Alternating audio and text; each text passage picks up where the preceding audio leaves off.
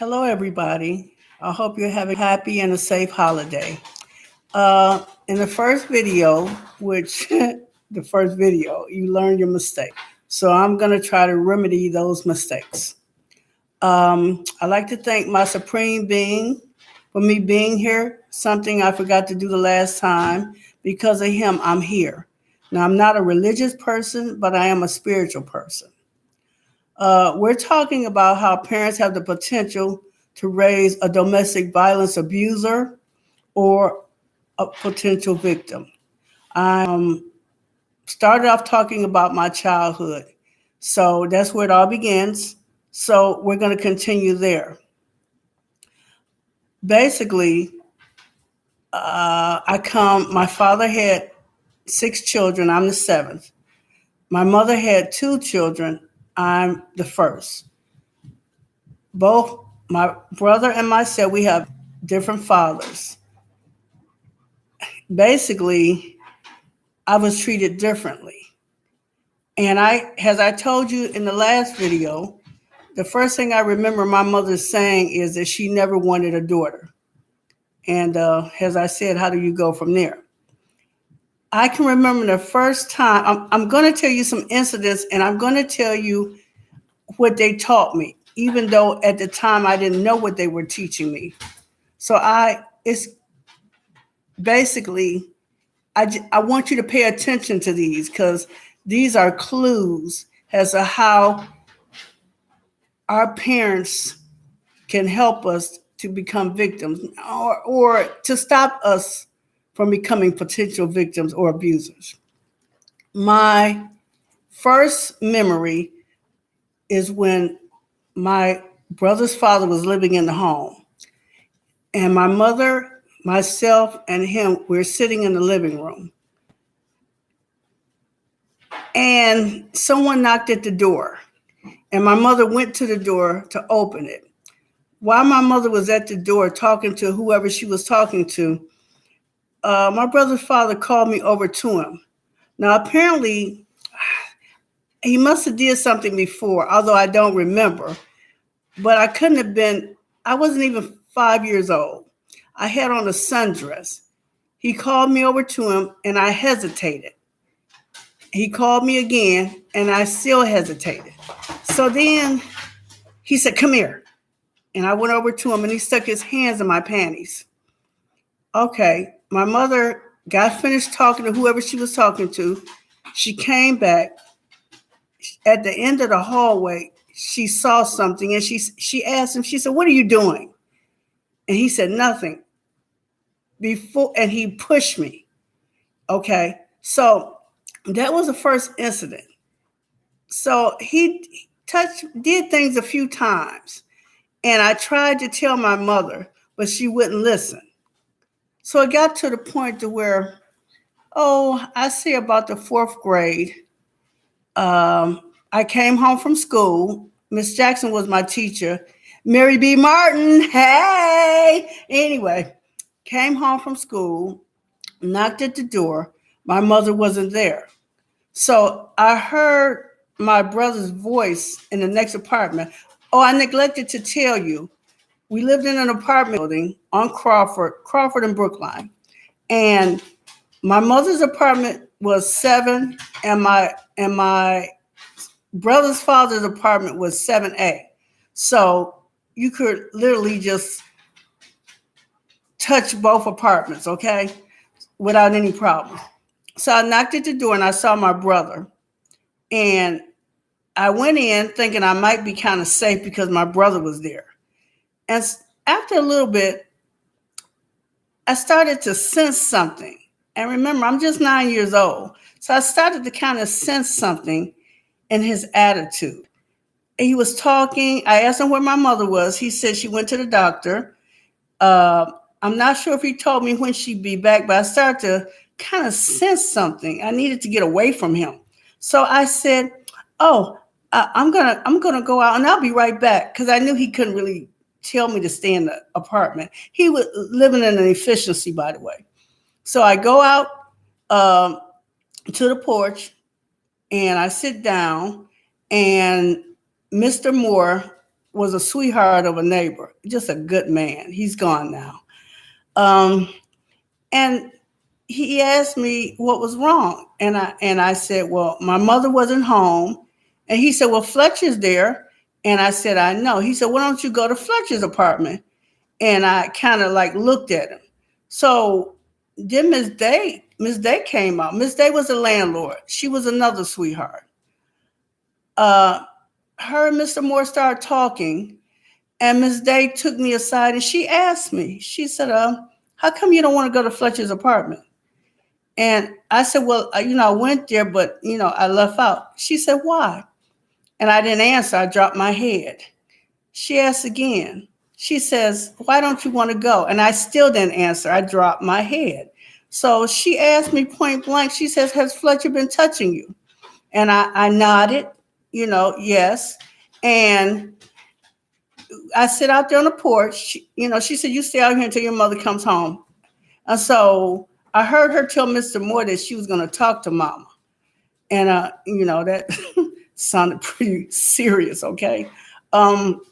So when my mother came home, Miss D took her aside and she said, Cassie, this Fletcher's been touching this child.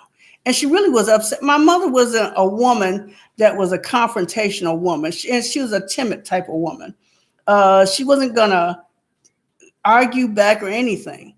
So Miss Day went off on Mama about Fletcher touching me and, some other thing that was said. And then after it was all over with, my mother got angry at me. Again, I was 9 years old, just a kid, but she got angry at me. So what did that teach me? That taught me it was all right to let people take advantage of me, especially men, and that there would be nobody to stick up for me. That was the first lesson. I was also molested by a male babysitter, Mr. Washington, and later on into my preteen years, a cousin.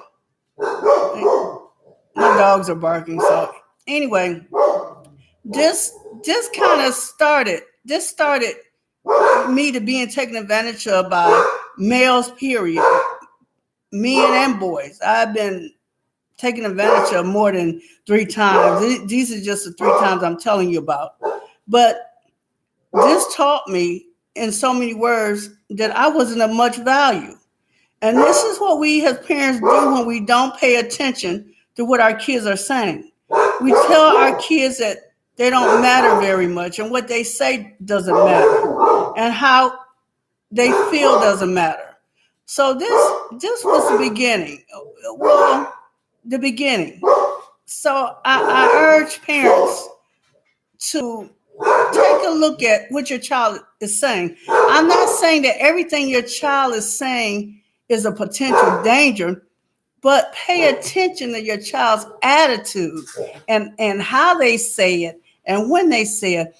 Pay attention to when your children are around certain people, how I'm trying to get my dogs to stop barking. They're barking and they're irritating me with this. Try to pay attention to your child's attitude around certain people. If your child seems uncomfortable around certain people, whether it be a man or a woman or a teenager, a teacher, a preacher,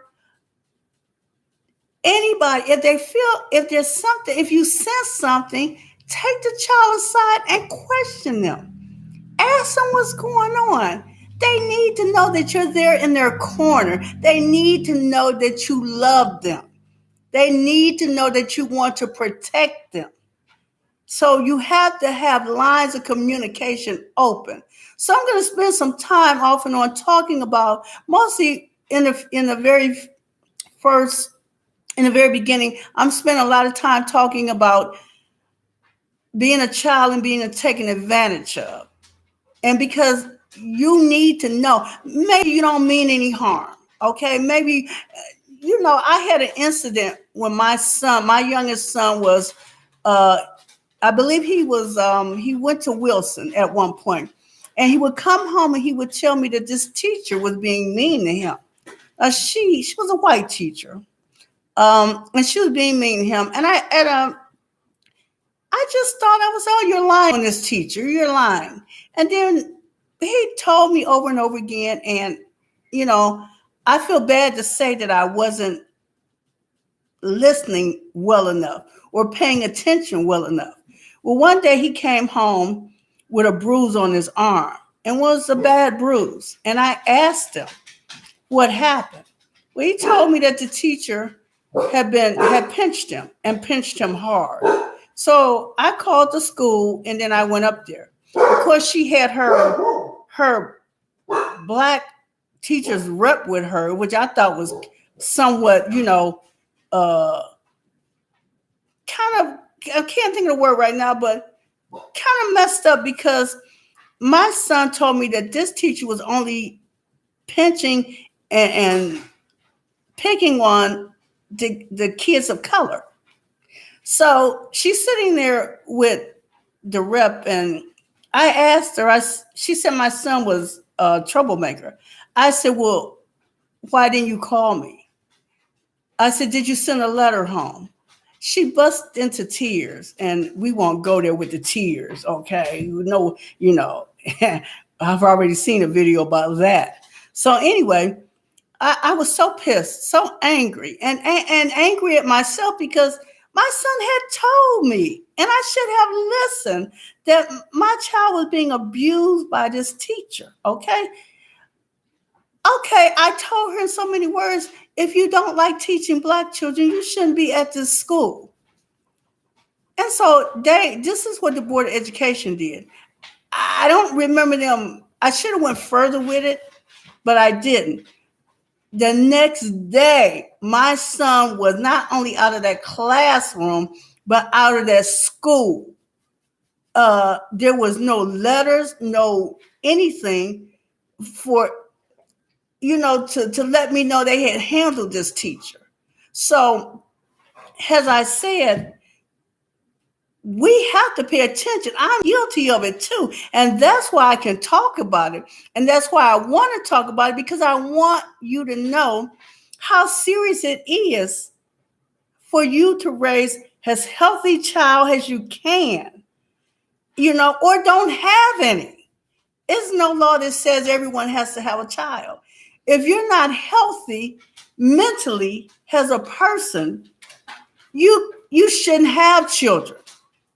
You really even shouldn't have an animal if you're not healthy mentally. And to be honest with you, there was things that weren't all the way healthy about me mentally, So, I'm hoping this is some therapy for me too, but I'm really hoping to get across. If I only get across to 10 people, at least I help somebody not make the same mistake I did as a mother that raised 3 boys and 2 girls. And God, I wish I can take it back because my children have suffered. Now, I won't be talking about the relationships that I was in until further on. But right now, as I said, it's very important for me to express as a woman, somebody's daughter, as a parent, how important it is for you to pay attention to your children. I have another, my oldest son, he went to Raper, John W. Raper. And I would make surprise trips on my children, see what they were doing in school. And I made a trip over to his school. And the teacher made a comment that my son didn't want to learn. I don't believe my son could have been about 7, 8, I'm not sure. And I said, well, I find that to be kind of, I don't believe that. I said, because he's a child and children like to learn. But I had paid attention to the fact that my son would write certain things backwards. Like, for instance, B's, D's, P's, he would flip some kind of way. When he tied his shoe, he didn't tie his shoe the way you normally would tie your shoe. I noticed if I gave him a phone number or if I told him a certain number, he would flip the number some kind of way. Well, I asked her, I said, test him. So after a little bit, I went back to find out what the test results were. And the teacher, I want to teacher or the principal, oh, well, the psychologist got sick. Well, okay, well, had I known a little bit better, then I would say, well, where's the results at? So I didn't. So I said, test them again. Well, it comes down to the fact that my son had dyslexia. But no, and now mind you, this teacher that said this about him was a teacher of color. So it doesn't matter whether it's a Caucasian, a good teacher is a good teacher. Doesn't matter what color. My first teacher, kindergarten teacher, was Miss Perry, who was a white lady. And she was a good teacher. I love Miss Perry. So I just want you to pay attention. Don't let looks deceive you. Don't let words deceive you. Pay attention to what you feel inside. Pay attention. You have to look at things with an open mind and pay very close attention. So again, I have no idea how long I've been talking, but I'm going to let you go, and I'm going to talk to you maybe later in the week, maybe next week. But I do want you to have a blessed day. I hope you hear me behind the dogs barking. Okay? Have a blessed day. Be safe. And be loved. And love your children. Bye-bye.